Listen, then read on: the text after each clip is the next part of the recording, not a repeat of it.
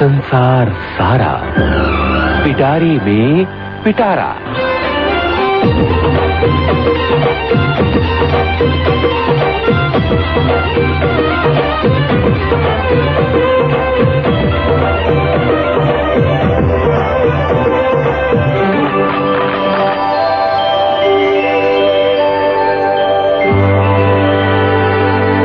श्रोता मित्रों, पिटारे में पिटारा।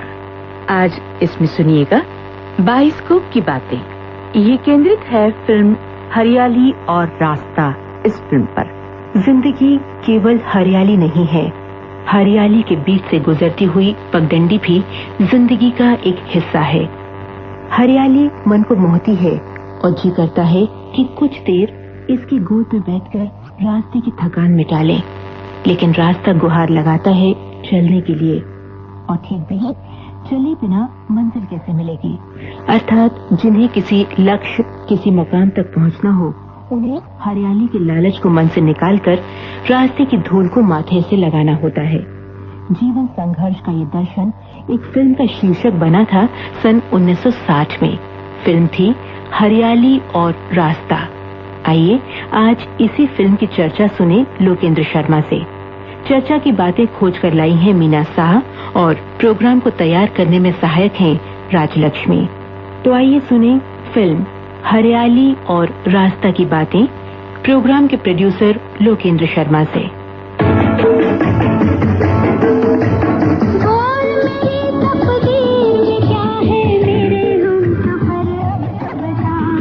जीवन के दो पहलू हैं, हरियाली और रास्ता।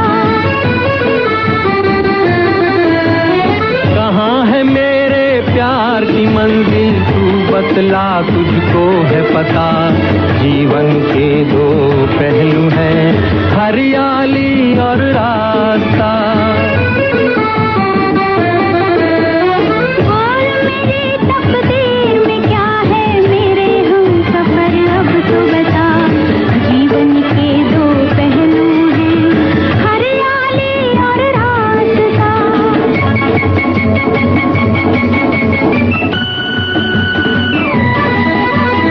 आमतौर पर फिल्मों में टाइटल गाना एक ही होता है, लेकिन फिल्म हरियाली और रास्ता में दो टाइटल गाने थे। इनमें से एक तो आप सुन ही चुके हैं और दूसरा था ये हरियाली और ये रास्ता, ये हरियाली और ये रास्ता। इन राहों पर तेरा मेरा जीवन भर का वास्ता। ये हरियाली और ये रास्ता, ये हरियाली और ये रास्ता। इन राहों पर तेरा मेरा जीवन भर का वास्ता। ये हरियाली और ये रास्ता।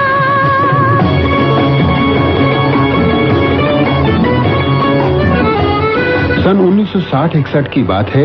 विविध भारती से प्रसारित होने वाले जवानों के कार्यक्रम जयमाला में संगीतकार एस.डी. बर्मन ने एक जगह कहा था कि फिल्म के टाइटल गाने बनाने में संगीतकार शंकर जयकिशन का कोई जवाब नहीं है। अलग अलग सिचुएशन पर गीत कंपोज करना आसान है, मगर फिल्म के थीम सॉन्ग को कंपोज करना बड़ा मुश्किल है, क्योंकि थीम सॉन्ग फिल्म के साथ साथ अलग अलग सिचुएशन पर चला करता है और फिल्म की कहानी तथा थीम दोनों से ही संबंधित रहता है। लेकिन शंकर जयकिशन का जवाब नहीं, ऐसी कंपोजिंग करते हैं जो सबके मन को मोह लेती है। सचिन देव बर्मन जैसी हस्ती से अपने बारे में ऐसे उद्गार सुनकर शंकर जयकिशन गदगद हो उठे। उन्हीं दिनों फिल्म हरियाली और रास्ता के संगीत का काम चल रहा था। एक दिन इस फिल्म के निर्माता निर्देशक विजय भट्ट ने भी यही बात कही तो शंकर जयकिशन पुलकित हो गए और उन्होंने एक की जगह दो टाइटल गीत उन्हें थमा दिए।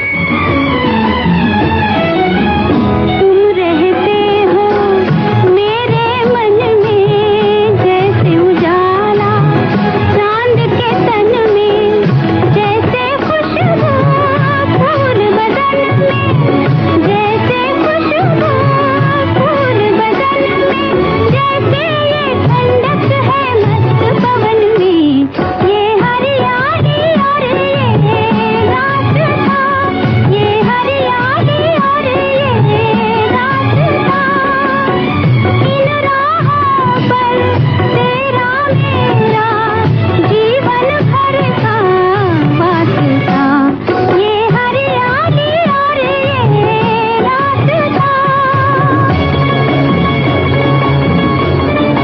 प्रकाश पिक्चर्स के बैनर तले बनी फिल्म हरियाली और रास्ता के निर्माता थे शंकर भाई भट्ट और विजय भट्ट, निर्देशक विजय भट्ट। फिल्म की हीरोइन शोभना के रोल में थी अपने समय की बेहद लोकप्रिय फिल्म स्टार माला सिन्हा। छी, फिर वही बात। ये नाश्ते का टाइम है जनाब, धूम्रपान का नहीं। हीरो के रूप में इसी फिल्म से लोकप्रियता के शिखर पर चढ़े थे मनोज कुमार। सीधी तरह मेरे साथ चली चलो, वरना आज हरण हो जाएगा। हरण का मतलब नहीं जानती? इंग्लिश कॉलेज में पढ़ती हो ना। हरण को इंग्लिश में किडनैपिंग, फारसी में अगवा और उर्दू में भगा लेना कहते हैं, समझी? फिल्म हरियाली और रास्ता के त्रिकोण का तीसरा या कहिए अंधेरा कोना थी शशिकला। What nonsense! ऐसी बातें करने वाले तुम कौन होते हो? तुम एक तनख्वाह पाने वाले नौकर हो, mere servant। फौरन जाओ, 10 मिनट के अंदर अंदर मुझे रुपया मिलना चाहिए, समझे? और इस फिल्म में बुजुर्गों के किरदार निभाए थे मनमोहन कृष्ण और ओम प्रकाश ने। Religion and business are two different thing, यानी कि मजहब और कारोबार दो अलग अलग चीजें हैं। इनको मिक्स करने वाला हमेशा भूखा मरता है। हरियाली और रास्ता फिल्म के कैमरामैन थे Vipin Gajjar, sound recordist LJ Bhatt और VK दवे, डांसेज सत्यनारायण, पटकथा ध्रुव चटर्जी और संवाद कमर जलालाबादी, गीतकार हसरत जयपुरी और शैलेंद्र और संगीतकार थे शंकर जयकिशन।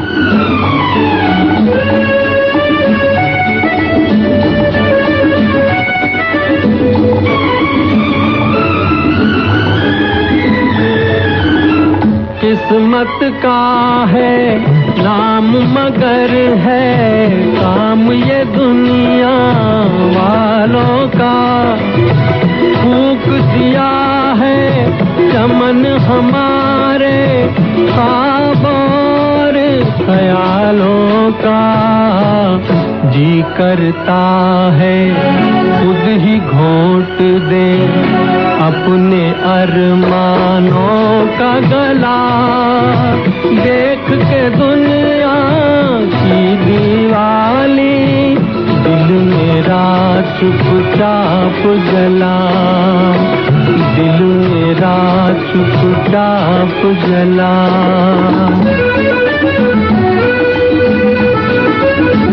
दोस्तों, प्रकाश पिक्चर्स का बैनर फिल्म उद्योग की बेहद पुरानी फिल्म कंपनी का बैनर है। इस बैनर पर शंकर भाई भट्ट ने और विजय भट्ट ने करीब 78 फिल्में बनाई। इनमें से 6 तो मूक फिल्में थीं और 72 सवाक फिल्में। ये दोनों भाई शुरू से ही फिल्मों में सक्रिय हो गए थे। निर्देशक विजय भट्ट का देहांत सन 1993 में 87 वर्ष की आयु में हुआ और उनके बड़े भाई शंकर भट्ट अब रिटायर्ड जीवन बिता रहे हैं। विजय भट्ट के बेटों में बड़े अरुण भट्ट हिंदी और गुजराती फिल्मों के निर्माता हैं और छोटे प्रवीण भट्ट इस समय के बड़े छायाकारों में से माने जाते हैं। प्रवीण भट्ट के बारे में हम आपको काफी कुछ इसी बैनर की फिल्म हिमालय की गोद में के कार्यक्रम में बता चुके हैं। यहाँ आपको ये भी बता दें कि फिल्मोद्योग में प्रकाश पिक्चर्स उन बैनरों में से एक है जिसने सर्वाधिक हिट फिल्में बनाई हैं। इसी बैनर तले सन 1962 में हरियाली और रास्ता फिल्म बनी और कहने की जरूरत नहीं, ये फिल्म भी सिल्वर जुबली रही।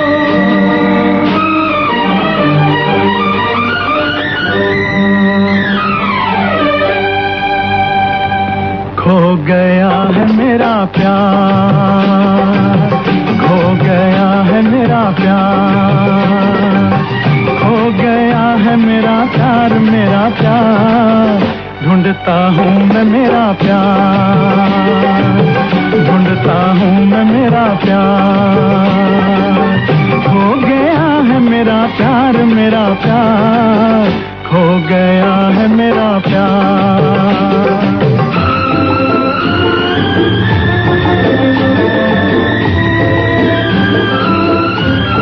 फिल्म हरियाली और रास्ता की कहानी को विकसित करने का श्रेय जाता है फिल्म के निर्देशक विजय भट्ट के बड़े बेटे अरुण भट्ट को।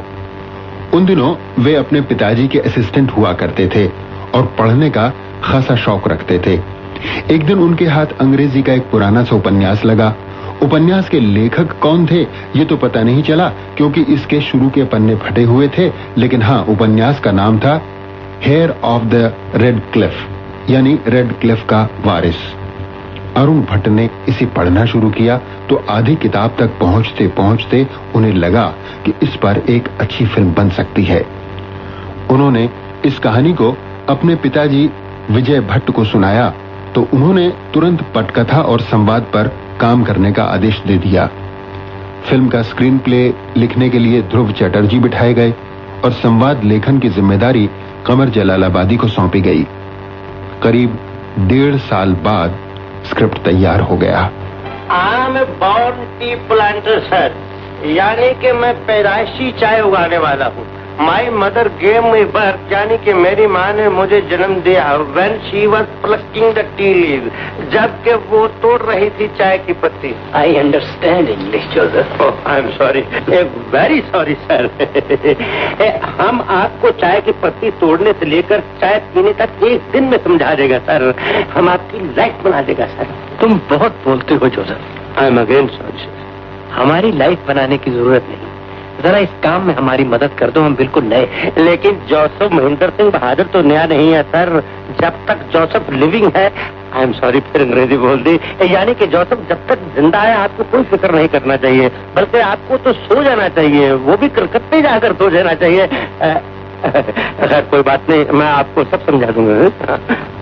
फिल्म हरियाली और रास्ता का टाइटल दिया 2 आंखें 12 हाथ और तूफान और दिया जैसी सुपरहिट फिल्मों के लेखक गदी माडगुलकर ने। शीर्षक के पीछे जो दर्शन है ये भी उन्हीं की देन है। ये दूसरी बात है कि इस दर्शन के दर्शन फिल्मी पर्दे पर कहीं नहीं होते।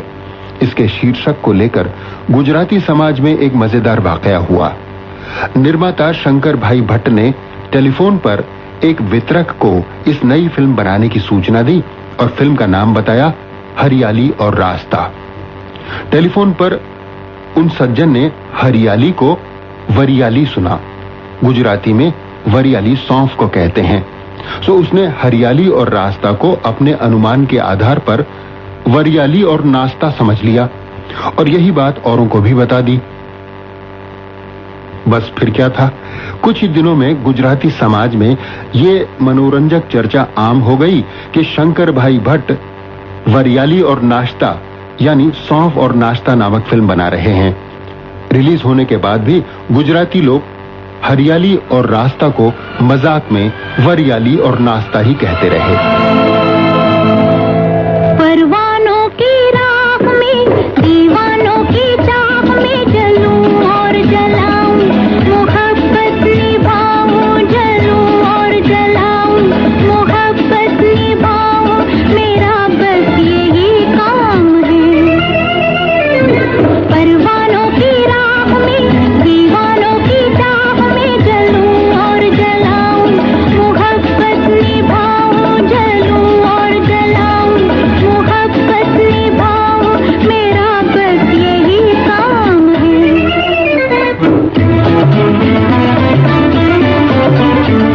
फिल्म हरियाली और रास्ता की मुख्य भूमिकाओं में थे मनोज कुमार और माला सिन्हा। देखा जाए तो अभिनेता मनोज कुमार की कामयाबी की कहानी प्रकाश पिक्चर्स के आंगन से ही आरंभ हुई। फिल्म हरियाली और रास्ता में विजय भट्ट पहले राजेंद्र कुमार को लेना चाहते थे। राजेंद्र कुमार ने भी प्रकाश पिक्चर्स की फिल्म गूंज उठी शहनाई में काम किया था और उनकी कामयाबी की कहानी भी गूंज उठी शहनाई से ही शुरू हुई थी। आजकल राजेंद्र कुमार बेशक पर्दे पर ज्यादा नजर नहीं आते, लेकिन फिल्म गूंज उठी शहनाई के गाने रेडियो से आज भी गूंज रहे हैं। जीवन में पिया तेरा साथ रहे, जीवन में पिया तेरा साथ रहे, हाथों में तेरे मेरा हाथ रहे, हाथों में तेरे मेरा हाथ रहे, जीवन में पिया तेरा साथ रहे। यहाँ आपको ये भी बता दें कि अभिनेता भारत भूषण को भी चोटी के नायकों में पहुंचाने वाले प्रकाश पिक्चर्स के शंकर भाई भट्ट और विजय भट्ट ही थे। फिल्म बैजू बावरा के संगीत ने फिल्मी दीवानों को कैसा बावरा बनाया था ये तो आप जानते ही हैं। तू गंगा की मौज में जमुना का धारा, तू गंगा की मौज में जमुना का धारा, हो रहेगा मिलन ये हमारा, हो हमारा तुम्हारा, रहेगा मिलन ये हमारा तुम्हारा। हरियाली और रास्ता के हीरो का चुनाव खासा मजेदार वाकया रहा। अभिनेता जानकी दास ने भी विजय भट्ट से वादा किया था कि वे एक डैशिंग हीरो को उनसे मिलवाने ला रहे हैं, लेकिन उनके आने से पहले ही केवल पी कश्यप मनोज कुमार को लेकर पहुंच गए। बातचीत के दौरान मामला तय हो गया और मनोज कुमार प्रकाश पिक्चर्स की आने वाली 3 फिल्मों के लिए अनुबंधित कर लिए गए। जिस समय उनका अनुबंध पत्र टाइप हो रहा था, उसी समय हांफते हुए जानकी दास भी वहां आ पहुंचे और शंकर भाई भट्ट और विजय भट्ट से बोले कि जिस हीरो की बात उन्होंने कही थी वे उसे ले आए हैं, उसका नाम है धर्मेंद्र। अब शंकर भाई भट्ट और विजय भट्ट असमंजस में पड़ गए। उन्होंने बताया कि वे तो मनोज कुमार को साइन कर चुके हैं, अब इस नए लड़के धर्मेंद्र से मिलकर वे क्या करेंगे। इस तरह आधे घंटे की देरी के कारण धर्मेंद्र को निराश होकर खाली हाथ लौटना पड़ा और मनोज कुमार को हरियाली और रास्ता और हिमालय की गोद में जैसी हिट फिल्में मिल गईं। मनोज कुमार हरियाली और रास्ता के नायक तो साइन हो गए, मगर वे थे बड़े शर्मीले। उनकी नायिका थी माला सिन्हा, जो उतनी ही बिंदास और बेबाक थीं। रोमांटिक दृश्यों में मनोज शर्माते तो वे कहती, ये तो फिल्म की हीरोइन है, हीरो तो मैं हूं। मनोज उनके इस मजाक से लाल पड़ जाते। माला सिन्हा को उन दिनों मनोज कुमार से छेड़खानी करने में कुछ ज्यादा ही मजा आता था। हाँ जी, तो आप कह रहे थे कि हम बड़े हो गए, फिर क्या हुआ? इतनी बेपरवाही से न पूछो शोभ, जरा डूब कर पूछो, जरा खोकर पूछो। इधर देखो शोभना। फिल्म हरियाली और रास्ता का टाइटल गीतकार शैलेंद्र को बहुत पसंद था। इसके दोनों टाइटल गाने शैलेंद्र ने ही लिखे। संगीतकार शंकर उन पर बहुत विश्वास करते थे। फिल्म के निर्देशक जब भी उनसे गीतों के बारे में बातें करने आते तो उनका जवाब होता, आप जाकर शैलेंद्र जी को कहानी सुना दीजिए, वे खुद गाना लिख देंगे। उनके गीत बनाने का तरीका भी अनोखा था। वे शैलेंद्र को अपनी बगल में बिठा लेते, फिर हारमोनियम पर धुन सुनाकर कहते, लिख जिप्पी, जल्दी लिख। और जिप्पी यानी शैलेंद्र 10 मिनट में गीत लिखकर उनके हाथ में दे देते। वे शैलेंद्र को शैलेंद्र न कहकर जिप्पी कहते थे और ये विचित्र नाम उन्होंने फिल्म इंसानियत से उठाया था। फिल्म इंसानियत में जिप्पी एक बंदर का नाम था। जानकारों का कहना है कि शैलेंद्र की असमय मृत्यु से शंकर को बड़ा धक्का लगा था। वे शैलेंद्र को खोकर बहुत मायूस हो गए थे, शायद अकेले भी पड़ गए थे। लाखों तारे आसमान में एक मगर ढूंढे न मिला, देख के दुनिया की दीवाली दिल मेरा चुपचाप जला, दिल मेरा चुपचाप जला। लाखों तारे आसमान में एक मगर ढूंढे न मिला, एक मगर ढूंढे न मिला।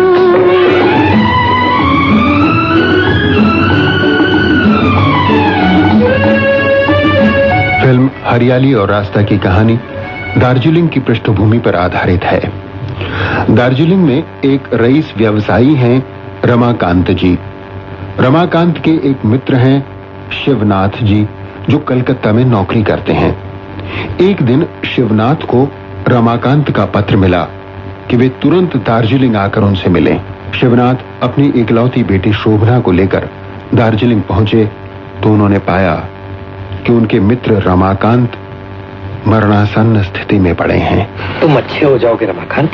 अब अच्छा ना भी हुआ तो कोई गम नहीं, शिवनाथ जो मेरे पास है। शिवनाथ, शायद तुम्हें मालूम नहीं, मैंने अपने बेटे शंकर की सगाई सतेंद्र की बेटी रीता से तय कर दी है। शिवनाथ, शंकर की शादी रीता से हो, ये मेरी पत्नी की आखिरी ख्वाहिश थी। रमाकांत अपनी वसीयत में शिवनाथ को अपनी जायदाद का ट्रस्टी बनाकर स्वर्ग सिधार गए। उनका इकलौता बेटा शंकर शिवनाथ की देखरेख में पलने लगा। शंकर की साथिन बनी शिवनाथ की बेटी शोभना। हाँ शंकर, मैं ठीक कहती हूँ। बाबूजी ने बताया है, जो मर जाते हैं वो सितारे बन जाते हैं, ताकि उनके बच्चे उनको रोज देख सकें। लेकिन शोभना, ये सितारे तो कभी कभी टूट जाते हैं। जब कोई रोता है ना, तो रोने से सितारे टूट जाते हैं। रो मत शंकर। इसी तरह दिन बीतने लगे। शोभना और शंकर साथ साथ खेलते कूदते बचपन की डगर पार करके जवानी के आंगन तक आ पहुंचे। बचपन की दोस्ती अब जवानी के प्यार में बदल गई। इब्तिदाए इश्क में हम सारी रात जागे, अल्लाह जाने क्या होगा आगे, ओ मौला जाने क्या होगा आगे। दिल में तेरी उल्फत के बंधने लगे धागे, अल्लाह जाने क्या होगा आगे, ओ मौला जाने क्या होगा आगे। इब्तिदाए इश्क में हम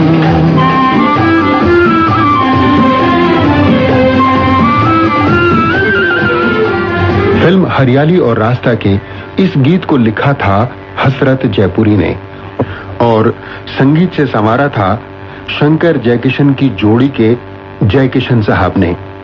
परंतु इस गीत को सुनकर विजय भट्ट बहुत निराश जैसे हो गए। उन्होंने जयकिशन से कहा कि भाई, ये कैसा गाना आप मुझे दे रहे हैं? मैंने राम राज्य, चैतन्य महाप्रभु, भरत मिलाप और बैजू बावरा जैसी फिल्में बनाई हैं। आप ये अल्लाह मौला टाइप गाना मुझे क्यों दे रहे हैं? फिर इस तरह के गाने की कुछ सिचुएशन भी तो मेरी फिल्म में नहीं है। इस पर जयकिशन जिद पर उतर आए। उन्होंने कहा कि विजय भाई, ये गाना सुपरहिट होगा, इस बात की मैं गारंटी करता हूं। अगर कहानी में सिचुएशन नहीं है तो सिचुएशन बनाइए, मगर ये गाना जरूर रखिए, ये शर्तिया हिट होगा। फिल्म रिलीज हो जाने के बाद जयकिशन की भविष्यवाणी कितनी सही साबित हुई, ये बात आज हम सभी जानते हैं। दिल में जागी प्रीत की ज्वाला, जब से मैंने होश संभाला। दिल में जागी प्रीत की ज्वाला, जब से मैंने होश संभाला। मैं हूँ तेरे प्यार की सीमा, तू मेरा राही मतवाला। मेरे मन की बीना में तेरे राग जागे, अल्लाह जाने क्या होगा आगे, ओ मौला जाने क्या होगा आगे। इब्तिदाए इश्क में हम सारी रात जागे, अल्लाह जाने क्या होगा आगे, ओ मौला जाने क्या होगा आगे। इब्तिदाए इश्क में हम। शंकर एक शरीफ लड़का था।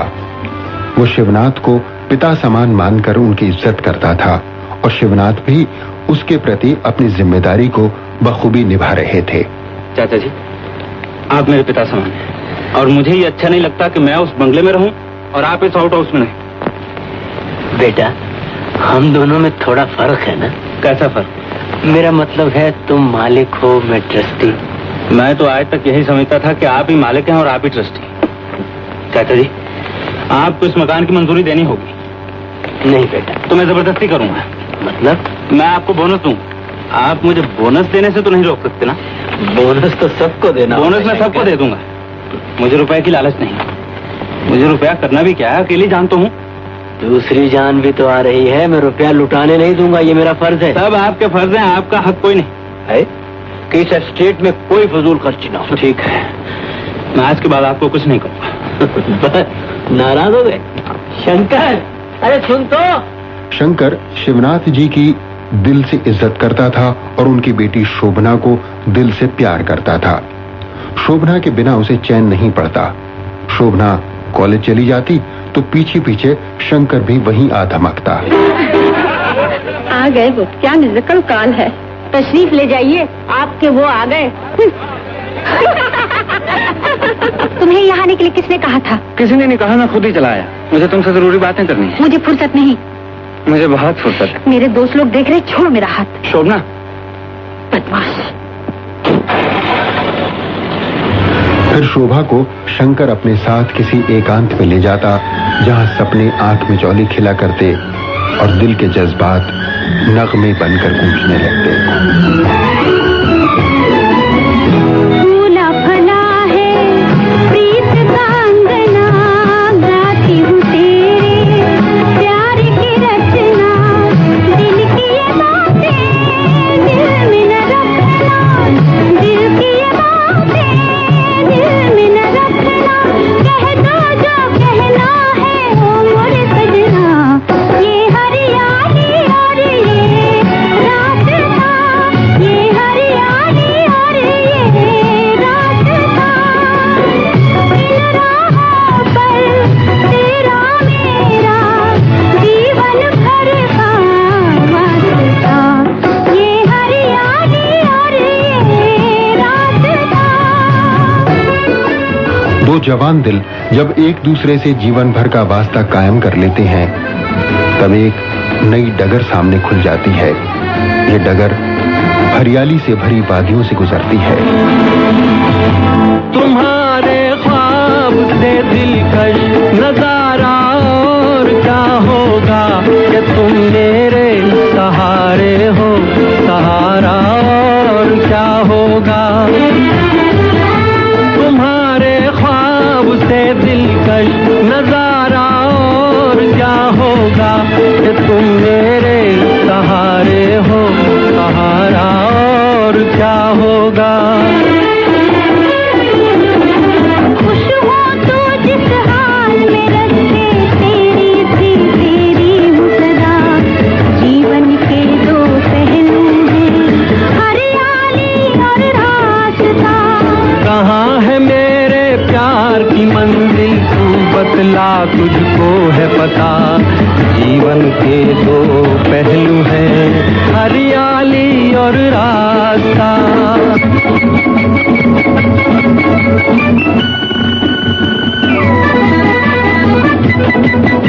कहते हैं कि इश्क और मुश्क छुपाए नहीं छुपते। शंकर और शोभना का प्रेम भी भला क्यों कर छुप सकता था। जो मैं चर्चा सुन रहा हूँ शिवनाथ बाबू, वो अच्छी नहीं। कैसी चर्चा शर्मा जी? यही शोभना और शंकर के बारे में। ये सब झूठ है शर्मा जी। लेकिन सारी दुनिया तो झूठ नहीं कह सकती। आपने किससे सुना है? अभी अभी क्लब में जोसेफ कह रहा था। जोसेफ? हाँ, जोसेफ। जोसेफ रमाकांत जी का पुराना मैनेजर था। जरा मस्खरा सा आदमी था। शिवनाथ जी ने जब उससे जवाब तलब किया तो वो न जाने क्या क्या हाँकने लगा। ये तुमने क्या खबरें उड़ा रखी है? मुझे कुछ मालूम नहीं, क्या खबर? बकवास मत करो। किसी शरीफ आदमी को बदनाम करते हुए तुम्हें शर्म नहीं आती? सर कौन शरीफ, कैसी बदनामी? ये शंकर और शोभना के बारे में तुमने क्या उड़ाई है? शंकर और शोभना अगर आपस में प्यार करे तो इसमें मेरा क्या कसूर है? That is not a crime, यानी कि मोहब्बत गुनाह नहीं है। तुम्हें साबित करना होगा। चलो मेरे साथ। अभी पता चल जा। शिवनाथ जी जोसेफ को लेकर शोभना के पास पहुंचे, मगर वहां शोभना का जवाब सुनकर वे चकित रह गए। बाबा, मैंने कोई गुनाह नहीं किया। मैंने प्रेम किया है, और प्रेम पाप नहीं। हम तो जीवन साथी बनने के लिए आपसे आशीर्वाद लेने आने वाले थे। ये आशीर्वाद कभी नहीं मिल सकता। ये शादी नहीं हो सकती। क्यों नहीं हो सकता बाबा? इसलिए कि शंकर के पिता ने मरते समय मुझसे ये वचन लिया था कि मैं अपने हाथों शंकर की शादी हितेंद्र बाबू की बेटी रीटा से करूंगा। यही उनकी वसीयत में लिखा है और यही उनकी धर्मपत्नी की भी आखिरी ख्वाहिश थी। मरते हुए दोस्त को दिया हुआ वचन मैं नहीं तोड़ सकता शोभना।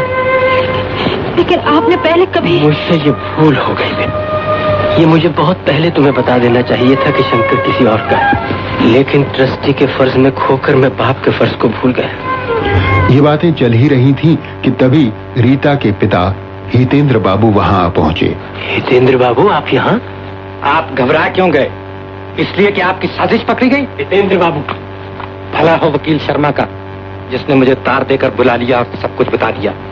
अपने स्वर्गवासी दोस्त की जायदाद पर कब्जा करने के लिए आपने अपनी बेटी को खूब सबक सिखलाए और उसने अपनी अदाओं से जादू करके भोले भाले शंकर को अपने जाल में फंसा लिया। हितेंद्र, इससे आगे एक लफ्ज भी कहा तो मुझसे बुरा कोई न होगा। कहूंगा, जरूर कहूंगा। कलकत्ते की अच्छी भली नौकरी छोड़कर आपने ट्रस्टी बनना कबूल किया। क्यों? शोभना शंकर के साथ आजादी से घूमती रही और आप आंखें बंद किए रहे। क्यों? आपने एक तीर से दो निशाने किए, एहसान का एहसान और दौलत की दौलत। बोलते ही जाइएगा या किसी की कुछ सुनिएगा भी? बहुत सुन चुका मैं। ओह, जाओ कर लो अपनी बेटी की शादी, कर लो अपने मरे हुए दोस्त की दौलत पर कब्जा और सेठ शिवनाथ बनकर सीना तानकर घूमते फिरो। भले ही लोग उंगलियां उठा उठा कर कहें वो जा रहा है कप्तार बेईमान शिवनाथ, जिसने अपनी बेटी की आबरू बेचकर। जाता हूँ और तुम्हारी मनु सूरत देखने कभी नहीं आऊंगा। सुन लिया तुमने? क्या तुम्हें गद्दार बेईमान बाप की बेटी कहना ना पसंद करोगी? क्या तुम चाहती हो कि लोग मेरे मुंह पर थूके? क्या तुम चाहती हो कि मेरी इज्जत का खून तुम्हारी मांग का सिंदूर बने? अगर तुम यही चाहती हो तो शंकर से शादी करने की तुम्हें पूरी आजादी। शिवनाथ जी ने रमाकांत को मरते वक्त ये वचन दिया था कि वो रमाकांत के बेटे शंकर की शादी हितेंद्र बाबू की बेटी रीटा से करा देंगे, और आज यही वचन उनके गले की फांस बन गया। ये जानते हुए भी कि शोभना और शंकर एक दूसरे को दिलो जान से चाहते हैं, उनके प्यार की राह में दीवार बनने के लिए वे मजबूर हो गए। मुझे बोनस देना चाहते ना? हाँ चाचा जी, आज मैं वही बोनस लेने आया हूँ बेटा। मेरी खुशनसीबी है चाचा जी। तो मैं ये बोनस मांगता हूँ कि तुम अपनी शादी हितेंद्र बाबू की बेटी रीटा से करोगे। आप क्या कह रहे हैं? यही कि तुम हितेंद्र बाबू की बेटी रीटा से शादी करोगे। लेकिन क्यों? तुम मुझे बोनस देने का वादा कर चुके हो, अब तुम्हें सवाल करने का कोई हक नहीं। ये शादी ही मेरा बोनस है और यही मैं तुमसे मांग रहा हूँ। तुम्हारे स्वर्गवासी पिता की आत्मा मांग रही है। लेकिन मेरी भी तो कोई ख्वाहिश है, मेरी भी तो कोई आरज़ू है। मैं ये नहीं कर सकता, मुझसे ये नहीं होगा। मैं शोभना से प्यार करता हूँ और शोभना मुझसे। मैं जानता हूँ, मैं शोभना का बाप, मगर मैं हितेंद्र को क्या मुंह दिखाऊंगा? सारे संसार को कैसे समझाऊंगा? लोग यही कहेंगे कि शंकर से अपनी बेटी की शादी करके शिवनाथ ने रमाकांत और हितेंद्र दोनों को धोखा दिया, ट्रस्टी बनकर सारी जायदाद पर कब्जा कर लिया। नहीं शंकर, तुम्हें ये शादी करनी होगी और लग्न मंडप पर रीटा होगी, नहीं तो शिवनाथ की लाश। शिवनाथ जी ने कस्में देकर शंकर को मजबूर कर दिया और फिर शोभना और शंकर को एक दूसरे से हमेशा के लिए दूर करने का फैसला भी कर लिया। आदरणीय हितेंद्र बाबू, उस दिन जो कुछ हुआ वो दो दुश्मनों की लड़ाई नहीं बल्कि दो दोस्तों की गलतफहमी थी। शंकर की शादी रीटा से ही होगी। मैं शोभना को लेकर यहाँ से जा रहा हूँ। शिवनाथ जी ने अपनी बेटी शोभना के साथ दार्जिलिंग छोड़ दिया। वे वापस कलकत्ता की ओर चल पड़े, परंतु दुर्भाग्य देखिए, जिस ट्रेन से ये पिता और पुत्री यात्रा कर रहे थे वो ट्रेन दुर्घटनाग्रस्त हो गई।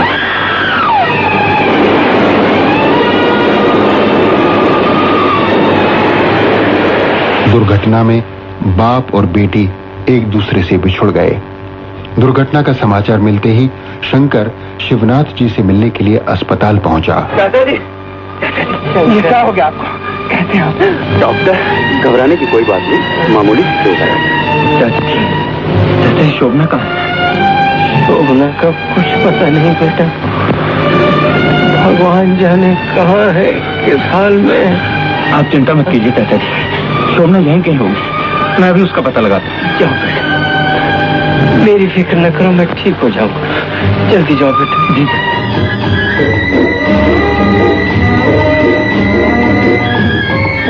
शंकर शोभना की तलाश में निकल पड़ा, मगर शोभना कहाँ थी जो उसे मिलती। जिंदगानी उदास है, वो कहाँ किसके पास है, गहरी नदियाँ बता दे तू, मुझको मिलने की आस है, मुझको मिलने की आस है। खो गया है मेरा प्यार, खो गया है मेरा प्यार, खो गया है मेरा प्यार, मेरा प्यार, ढूंढता हूँ मैं मेरा प्यार। इधर शंकर शोभना की तलाश में दर दर की खाक छान रहा था और उधर शोभना जिंदगी और मौत के एक दूसरे ही संघर्ष में उलझी हुई थी। प्रेमी के जुदा हो जाने के बाद और पिताजी के बिछड़ जाने के बाद इस दुनिया में अब वो एकदम अकेली छूट गई थी। ये अकेलापन जब उसे असह्य हो गया तो उसने जीवन का अंत करने की ठान ली। क्या मरने का इरादा है? इरादा तो यही था, आपने मुझे मर जाने दिया होता। डॉक्टर का काम बचाना है, मारना नहीं। आओ मेरे साथ, आओ। जी नहीं, मैं नहीं जाऊंगी। देखो चोट लगी है, चलो हॉस्पिटल। सिस्टर, ये अचानक मेरी गाड़ी के सामने आ गए, इनके हाथ पर थोड़ी सी चोट लग गई। आउटडोर पेशेंट्स में इनका नाम दर्ज कर लो। क्या नाम है तुम्हारा बेटी? जी जी, कमला। कमला, बस अभी अभी थोड़ी सी मरहम पट्टी के बाद तुम्हें छुट्टी हो जाएगी और फिर तुम जा सकती हो। मगर मैं जाऊंगी कहाँ? अपने घर। इस दुनिया में मेरा कोई घर नहीं, कोई अपना नहीं। डॉक्टर साहब। हाँ हाँ, बोलो बोलो। मुझे कहो कहो बेटी। डॉक्टर साहब, अब मुझे यही रहने दीजिए। इन मरीजों की सेवा में मैं अपनी बाकी जिंदगी यही गुजार दूंगी। अच्छा कमला, इस बात पर फिर गौर करेंगे। यानी कि तुम नर्स बनना चाहती हो? शोभना को तलाशने में नाकाम होकर शंकर वापस दार्जिलिंग लौट आया। शोभना के वियोग ने उसे भी जिंदगी से मायूस कर दिया था। दूसरी तरफ शिवनाथ जी और अन्य शुभचिंतकों की तरफ से उस पर दबाव पड़ रहे थे कि वो शोभना को भूल जाए और रीता से शादी कर ले। मगर शोभना को भुला पाना क्या इतना आसान था? गमे इश्क ले फूंक दे मेरा दामन, गमे इश्क ले फूंक दे मेरा दामन, मैं अपनी लगी हूँ बुझाने चला हूँ, बुझाने चला हूँ, तेरी याद दिल से भुलाने चला हूँ, कि खुद अपनी हस्ती मिटाने चला हूँ, तेरी याद दिल से। शोभना से बिछड़ जाने के बाद शिवनाथ जी भी शोक संतप्त रहने लगे थे। उन्हें दुनिया से विरक्ति जैसी हो गई। वे कहीं दूर चले जाना चाहते थे। आप चाहते हैं मैं वहां रहूं और कदम कदम पर मुझे शोभना की याद सताती रहे। ये नहीं हो सकता है हितेंद्र बाबू, मैं इंसान हूं, पत्थर नहीं। अब रीता को ही अपनी बेटी समझिए। मैं आपके जज्बात को अच्छी तरह समझता हूँ शिवनाथ बाबू, लेकिन शंकर के जज्बात को भी तो समझना चाहिए। जिस शंकर को पाल पोस कर आपने इतना बड़ा किया, वो आपको अकेले कैसे छोड़ सकता है? अगर आप वहां रहेंगे तो मुझे भी तसल्ली रहेगी। अगर शंकर और आपकी यही इच्छा है तो जिंदगी के बाकी दिन शंकर के साथ ही गुजार दूंगा। शिवनाथ जी ने भाग्य से समझौता किया तो शंकर ने भी भाग्य से समझौता कर लिया। उसने रीता से शादी कर ली। रीता स्वच्छंद स्वभाव की स्त्री थी। पति और घर से ज्यादा उसकी दिलचस्पी थी क्लब और सोसाइटी में। डार्लिंग, बड़ा मजा आया पिकनिक में। आज मैं बहुत खुश हूँ। और मैं बहुत भूखा हूँ। बेटा, आज तूने लंच क्यों नहीं भेजा? ओह, आई एम सॉरी डार्लिंग, ये कहना तो मैं भूल ही गई। मंगवा लेते किसी से? हाँ शंकर, कल मैं कलकत्ते जा रही हूँ। कलकत्ता जा रही? हाँ। क्यों? वहाँ बहुत सारे प्रोग्राम हैं। परसों बेबी शो में प्राइज देना है, फिर वुमेन्स कॉलेज में मेरा लेक्चर है जिसका सब्जेक्ट है हाउ टू बी हैप्पी दो मैरिड। शादी करके भी इंसान कैसे सुखी रह सकता है। इसी तरह। और फिर रेडियो पर मेरा टॉक है, आदर्श पत्नी कैसी हो। ओह, वंडरफुल वंडरफुल। शंकर, उसके बाद? और उसके बाद मुझे खाना मिलेगा। ये क्या मजाक कर रहे हैं? राधे से मंगवा लूं ना डार्लिंग, मैं तब तक चेंज कर रहा हूँ। Thank you darling. Oh, mention not.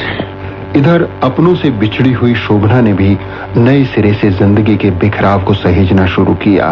Good morning doctor. Morning sister. अब देखा तुमने, इंसान की जिंदगी कितनी कीमती है, जो दूसरों की सेवा करके उन्हें सुख पहुंचा सकती है, शांति दे सकती है। फिर तुम तो इस सेवा में इतनी मगन हो गई हो कि तुम्हें अपना होश ही नहीं रहता। इसमें मेरी तारीफ की कोई बात नहीं डॉक्टर साहब। सेवा भाव तो मैंने अपने पिताजी से सीखा है। रीता की लापरवाहियां बढ़ती जा रही थीं। वो क्लबों में मनमाना पैसा लुटाती और घर की बिल्कुल परवाह नहीं करती। आए दिन उसकी रुपयों की फरमाइश को देखकर शिवनाथ जी ने अंततः उस पर अंकुश लगाने का फैसला किया। जरा मेरे साथ चलिए, कुछ बात करनी है। मेरे पास बातों के लिए वक्त नहीं है। बेटी, बुरा न मानना, इस तरह के नाच जलसे में शामिल होना तुम्हारे खानदान को शोभा नहीं देता। This is none of your business. आप ये लेक्चर देने के लिए आए हैं? लाइए रुपया। मैं रुपया नहीं लाया। व्हाट? क्यों नहीं लाए? ये रुपया मेरे पास शंकर के पिता की अमानत है। पहले भी तुम्हारे हाथ से 25,000 रुपए खर्च हो चुके हैं, जिसका कोई हिसाब नहीं। मैं ऐसी फजूल बातों के लिए 5,000 रुपए और नहीं दे सकता। What nonsense! ऐसी बातें करने वाले तुम कौन होते हो? ये रुपया मेरा है। तुम एक तनख्वाह पाने वाले नौकर हो, मैं सर्वेंट। फौरन जाओ, 10 मिनट के अंदर अंदर मुझे रुपया मिलना चाहिए, समझे? रीता शिवनाथ जी की बेइज्जती करने पर उतर आई, लेकिन तभी शंकर वहां पहुंच गया। रीता, तमीज से बात करो, आप मेरे बुजुर्ग हैं। होंगे, ये मेरा नौकर है और इसने क्लब में मेरी इंसल्ट की। रीता, क्या बात है मिस शंकर? आखिर हुआ क्या रीता जी? आप लोग जाइए, ये हमारा जाती मामला है। जाते क्यों नहीं आप लोग? Shankar, behave yourself. तुम मेरे दोस्तों का अपमान कर रहे हो। और तुमने मेरे पिता के समान बुजुर्ग का अपमान किया है। शर्म आनी चाहिए तुम्हें। चलो और उनसे चल के माफी मांगो। माफी मांगू? मैं खूब समझती हूँ, अपनी बेटी शोभना के जरिए ये तुम्हारी दौलत हड़प लेना चाहता है। रीता, इसकी बेटी मर गई, लेकिन इज्जत नहीं मरी। क्या कर रहे हो? होश में आओ बेटा, बहू पे हाथ नहीं उठा। Shut up! मुझे तुम्हारी हमदर्दी नहीं चाहिए। तुमने मुझे मारा इस जलील बुढ़े के लिए।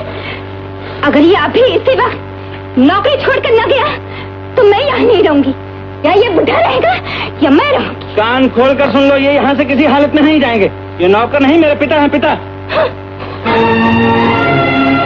स्थिति को बिगड़ता हुआ देखकर शिवनाथ जी ने बीच बचाव करना चाहा, लेकिन रीता टस से मस नहीं हुई। दार्जिलिंग जैसी छोटी जगह में उसका दिल नहीं लगता था। वो शंकर का घर छोड़कर वापस अपने पिता के घर लौट गई। रीता के कटु व्यवहार से क्षुब्ध होकर शंकर को तन्हाई के इन क्षणों में शोभना की याद आने लगी। उधर शोभना भी बेजार थी अपनी जिंदगी के गमों और तन्हाइयों से।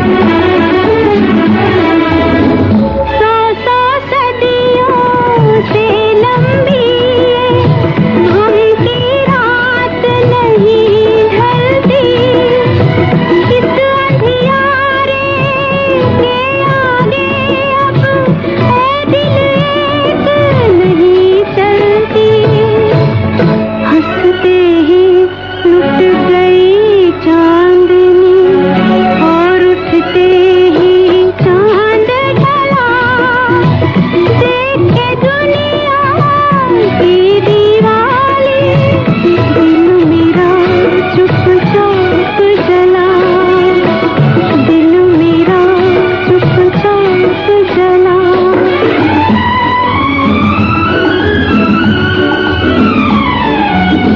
रीता के घर पहुंचने के बाद रीता की जिंदगी अपने पुराने ढर्रे पर चल पड़ी।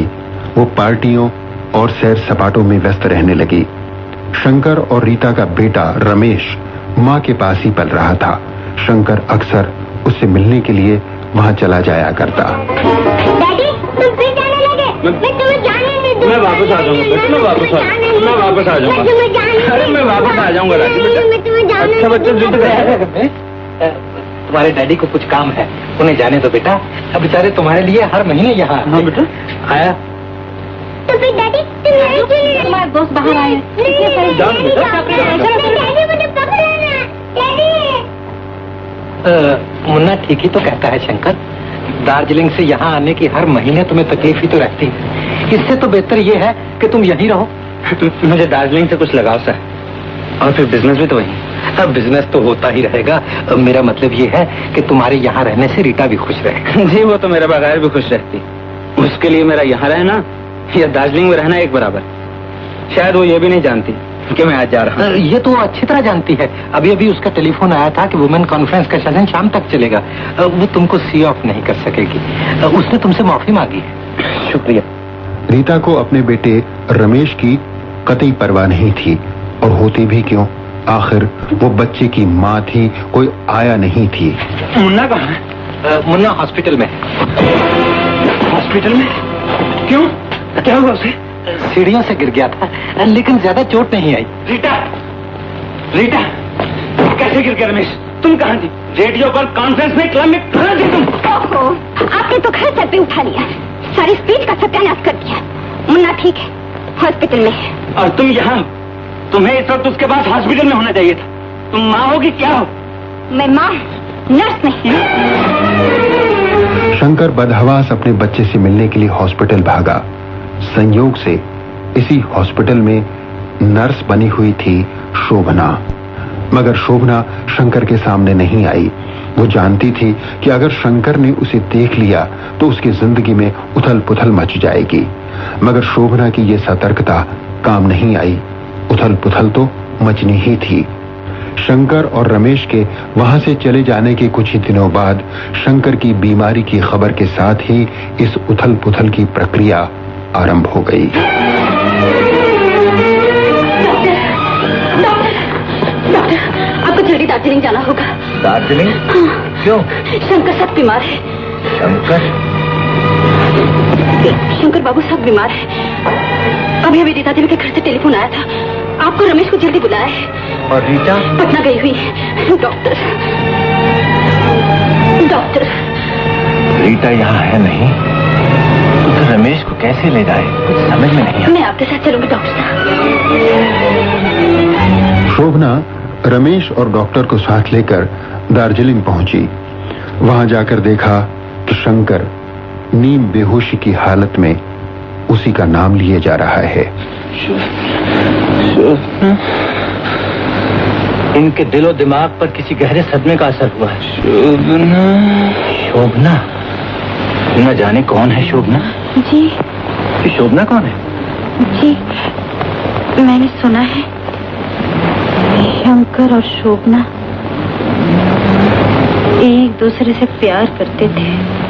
ओह, समझा। लेकिन ये शोभना है कहाँ? वो तो मर चुकी डॉक्टर साहब।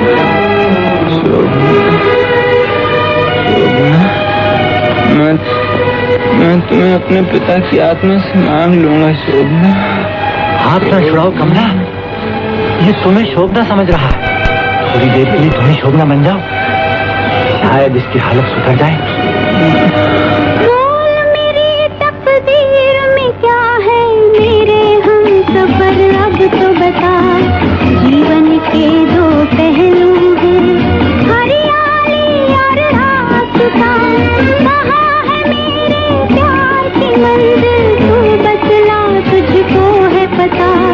जीवन के दो पहलू हैं। शोभना नहीं चाहती थी कि उसके और शंकर के रिश्ते के बारे में किसी को कुछ पता चले, मगर ऐसी बातें क्या कभी छुप सकती हैं? मुझे सब कुछ मालूम हो रहा। शंकर जिसे बार बार पुकारता था वो शोभना तुम ही हो। तुम्हारी आवाज ने उसे नई जिंदगी दे दी। आओ अब शंकर को तुम्हारी जरूरत है शोभना। शोभना मर चुकी डॉक्टर साहब, कभी मुर्दे भी जिंदा हुए हैं। शोभना, शोभना, शोभना, शंकर, शोभना, शोभना। शंकर की बीमारी की बात सुनकर रीता भी आ गई, मगर सिर्फ खाना पूरी करने के लिए। इस बीच उसका बेटा रमेश शोभना से काफी हिल गया था।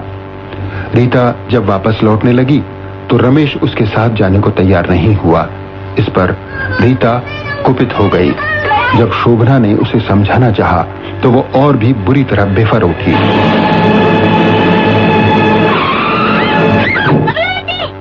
ये फरेब रहने दो, तुम्हें शंकर से प्यार है, मुझसे इतनी हमदर्दी क्यों? रीता देवी, मैंने आपके लिए, आपकी खुशी के लिए हंसते हंसते उनका प्यार छोड़ दिया ताकि आप दोनों सुखी रह सके। भगवान के लिए उन्हें इस हालत में छोड़कर मत जाइए। रीता देवी, ये सब ढोंग है। वो अब भी तुमसे प्यार करते हैं, मुझसे या मेरे बच्चे से नहीं। ऐसा न कहे रीता देवी, वो तो देवता है। आपने उनके दिल को नहीं पहचाना, उनके प्यार को नहीं समझा। अगर मैं दासी बनकर रहती तो शायद वो मुझसे प्यार करती, यही ना? स्त्री दासी नहीं, सेवा की मूर्ति है, त्याग की देवी है, प्रेम की प्रतिमा है, नारी का धर्म। मुझे तुम्हारे लेक्चर की जरूरत नहीं, छोड़ दो मेरा रास्ता। मैं नहीं जाने दूंगी। नहीं जाने दोगी? ये बात। अरे रमेश कहाँ गया? रमेश, रमेश ड्राइवर। जी मैम साहब। रमेश कहाँ है? मालूम नहीं मैम साहब, मैं वहाँ था। कहाँ गया होगा? रमेश, रमेश, रमेश मौके का फायदा उठाकर गाड़ी से उतरकर भागा। रीता उसके पीछे दौड़ी और बाकी लोग इन दोनों के पीछे।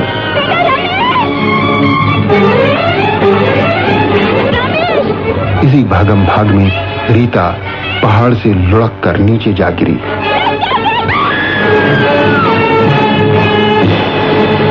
शोभना और बाकी लोग जब तक उसके पास पहुंचे वो आखिरी सांसें ले रही थी। अपना घर, अपना परिवार देखना चाहिए। जो फर्ज मैं अदा न कर सके, तुम अदा करना।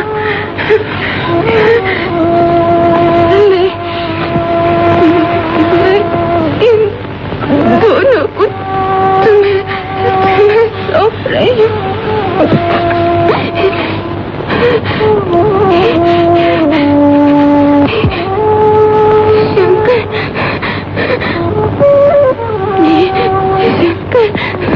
मुझे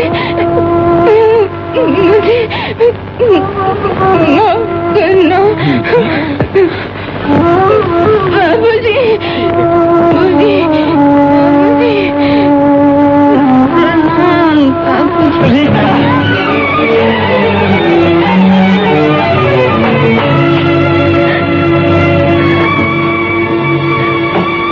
रीता दो प्यार करने वालों को मिलाकर खुद उनके बीच से हट गई और यहीं आकर फिल्म की कहानी। फिल्म हरियाली और रास्ता एक सिल्वर जुबली हिट फिल्म थी। इसकी सफलता का श्रेय इसके सधे हुए निर्देशन और मनमोहक संगीत को जाता है। इसकी कहानी में कोई खास बात नहीं थी, लेकिन विजय भट्ट के सुलझे हुए निर्देशन के कारण ये फिल्म दर्शकों को निरंतर बांधे रखती है।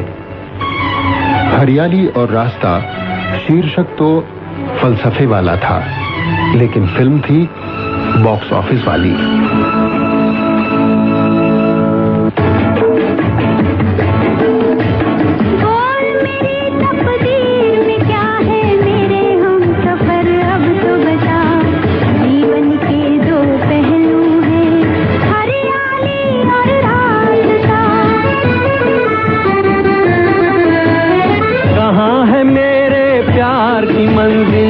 बतला तुझको है पता, जीवन के दो पहलू हैं, हरियाली और रास्ता।